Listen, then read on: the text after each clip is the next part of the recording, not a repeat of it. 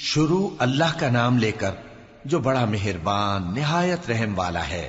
صاد، قسم ہے قرآن کی جو نصیحت سے پر ہے کہ تم حق پر ہو، مگر جو لوگ کافر ہیں وہ غرور اور مخالفت میں پڑے ہیں۔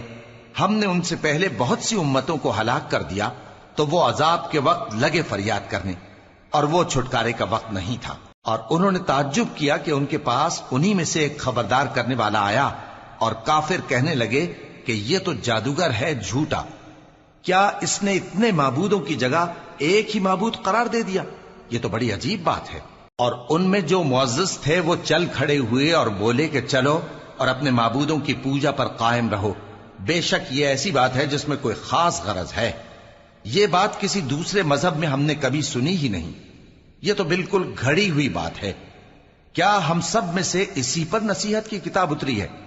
اصل بات یہ ہے کہ یہ لوگ میری نصیحت کی طرف سے شک میں ہیں، بلکہ انہوں نے ابھی میرے عذاب کا مزہ نہیں چکھا۔ کیا ان کے پاس تمہارے پروردگار کی رحمت کے خزانے ہیں جو غالب ہے، سب کچھ عطا کرنے والا ہے؟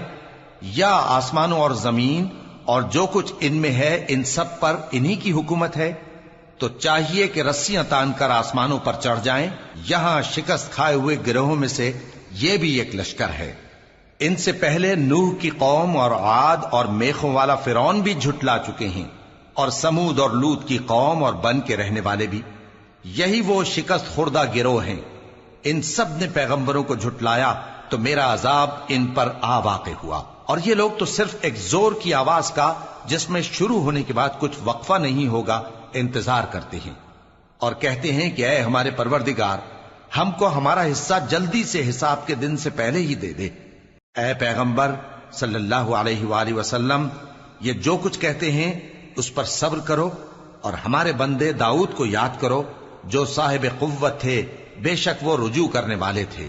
ہم نے پہاڑوں کو ان کے زیر فرمان کر دیا تھا کہ صبح و شام ان کے ساتھ تسبیح کرتے تھے، اور پرندوں کو بھی کہ وہ جمع رہتے تھے، ہر ایک ان کے آگے رجوع رہتا تھا۔ اور ہم نے ان کی بادشاہی کو مستحکم کیا اور ان کو حکمت اور فیصلہ کن خطابت عطا فرمائی۔ اور اے نبی صلی اللہ علیہ وآلہ وسلم، کیا تمہارے پاس ان جھگڑنے والوں کی بھی خبر آئی ہے جب وہ دیوار پھاند کر اندر داخل ہوئے؟ جس وقت وہ داؤد کے پاس آئے تو وہ ان سے گھبرا گئے۔ انہوں نے کہا کہ خوف نہ کیجیے، ہم دونوں کا ایک مقدمہ ہے کہ ہم میں سے ایک نے دوسرے پر زیادتی کی ہے، تو آپ ہم میں انصاف سے فیصلہ کر دیجئے اور بے انصافی نہ کیجیے گا، اور ہم کو سیدھا راستہ دکھا دیجئے۔ بات یہ ہے کہ یہ میرا بھائی ہے، اس کے ہاں 99 دمبیاں ہیں اور میرے پاس ایک دمبی ہے۔ یہ کہتا ہے کہ یہ بھی میرے حوالے کر دے، اور گفتگو میں مجھ پر حاوی ہو رہا ہے۔ انہوں نے کہا کہ یہ جو تیری دمبی مانگتا ہے کہ اپنی دمبیوں میں ملا لے، بے شک تجھ پر ظلم کرتا ہے، اور اکثر شریک ایک دوسرے پر زیادتی ہی کیا کرتے ہیں۔ ہاں، جو ایمان لائے اور عمل نیک کرتے رہے، اور ایسے لوگ بہت کم ہیں۔ اور داؤد نے خیال کیا کہ اس واقعے سے ہم نے ان کو آزمایا ہے، تو انہوں نے اپنے پروردگار سے مغفرت مانگی اور جھک کر سجدے میں گر پڑے اور اللہ کی طرف رجوع کیا، تو ہم نے ان کو بخش دیا، اور بے شک ان کے لیے ہمارے ہاں قرب اور عمدہ مقام ہے۔ اے داؤد، ہم نے تم کو زمین میں خلیفہ بنایا ہے، تو لوگوں میں انصاف کے فیصلے کیا کرو، اور خواہش کی پیروی نہ کرنا کہ وہ تمہیں اللہ کے رستے سے بھٹکا دے گی۔ جو لوگ اللہ کے رستے سے بھٹکتے ہیں ان کے لیے سخت عذاب ہے، اس لیے کہ انہوں نے حساب کے دن کو بھلا دیا۔ اور ہم نے آسمان اور زمین کو اور جو کائنات ان میں ہے اس کو بے مقصد نہیں پیدا کیا۔ یہ ان کا گمان ہے جو کافر ہیں، سو کافروں کے لیے دوزخ کا عذاب ہے۔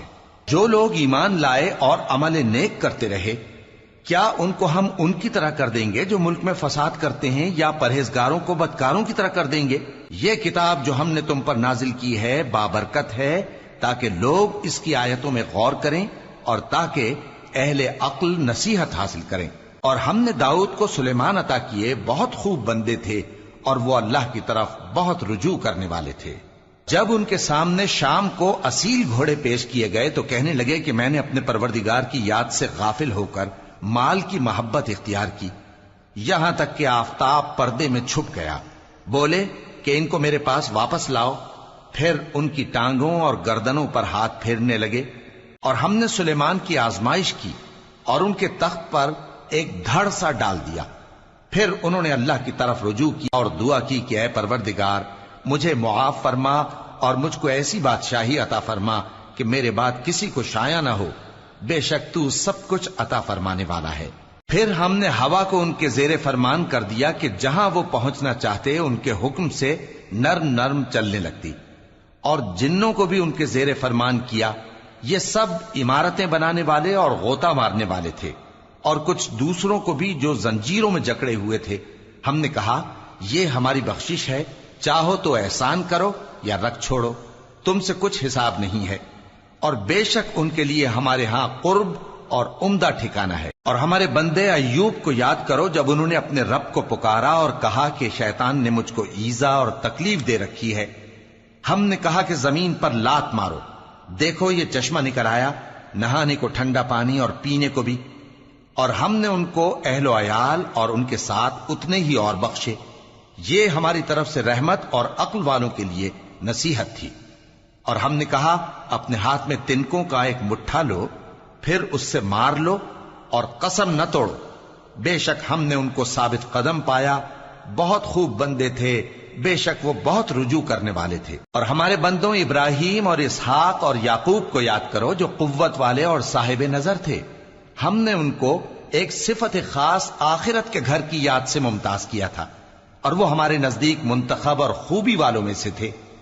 اور اسماعیل اور الیسع اور ذوالکفل کو یاد کرو، اور یہ سب بھی خوبی والوں میں سے تھے۔ یہ نصیحت ہے اور پرہیزگاروں کے لیے تو عمدہ ٹھکانہ ہے، ہمیشہ رہنے کے باغ جن کے دروازے ان کے لیے کھلے ہوں گے، ان میں تکیے لگائے بیٹھے ہوں گے، اور کھانے پینے کے لیے بہت سے میوے اور مشروبات منگاتے رہیں گے، اور ان کے پاس نیچی نگاہ رکھنے والی اور ہم عمر حوریں ہوں گی۔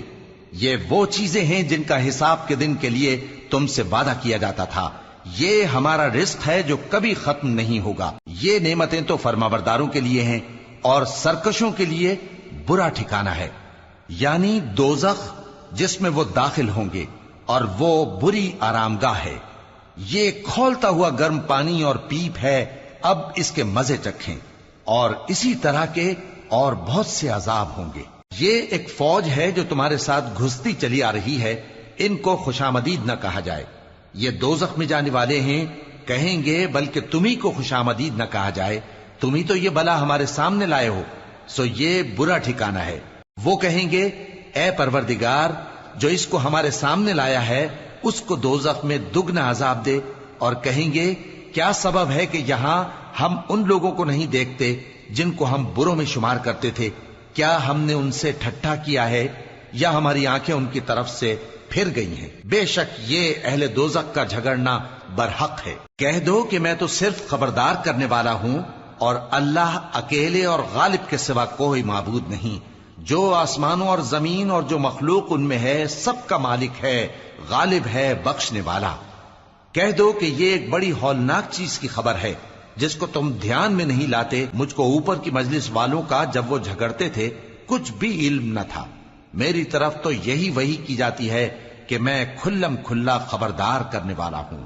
جب تمہارے پروردگار نے فرشتوں سے کہا کہ میں مٹی سے انسان بنانے والا ہوں، جب میں اس کو درست کر لوں اور اس میں اپنی روح پھونک دوں تو اس کے آگے سجدے میں گر پڑنا۔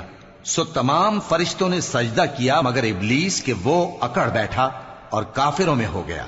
اللہ نے فرمایا کہ اے ابلیس، جس شخص کو میں نے اپنے ہاتھوں سے بنایا اس کے آگے سجدہ کرنے سے تجھے کس چیز نے منع کیا؟ کیا تو غرور میں آ گیا یا اونچے درجے والوں میں تھا؟ بولا کہ میں اس سے بہتر ہوں کہ تو نے مجھ کو آگ سے پیدا کیا اور اسے مٹی سے بنایا۔ فرمایا بس یہاں سے نکل جا، تو مردود ہے اور تجھ پر قیامت کے دن تک میری لعنت پڑتی رہے گی۔ کہنے لگا کہ میرے پروردگار، اچھا تو مجھے اس روز تک کہ لوگ اٹھائے جائیں مہلت دے۔ فرمایا کہ تجھ کو مہلت دی جاتی ہے اس روز تک جس کا وقت مقرر ہے۔ کہنے لگا کہ مجھے تیری عزت کی قسم، میں ان سب کو بہکاتا رہوں گا سوائے ان کے جو تیرے چنے ہوئے بندے ہیں۔ فرمایا ٹھیک ہے، اور میں ٹھیک ہی کہتا ہوں کہ میں تجھ سے اور جو ان میں سے تیری پیروی کریں گے سب سے جہنم کو بھر دوں گا۔ اے پیغمبر، کہہ دو کہ میں تم سے اس کا صلہ نہیں مانگتا اور نہ میں بناوٹ کرنے والوں میں ہوں۔ یہ قرآن تو اہل عالم کے لیے نصیحت ہے، اور تم کو اس کا حال कुछ वक्त के बाद मालूम हो जाएगा।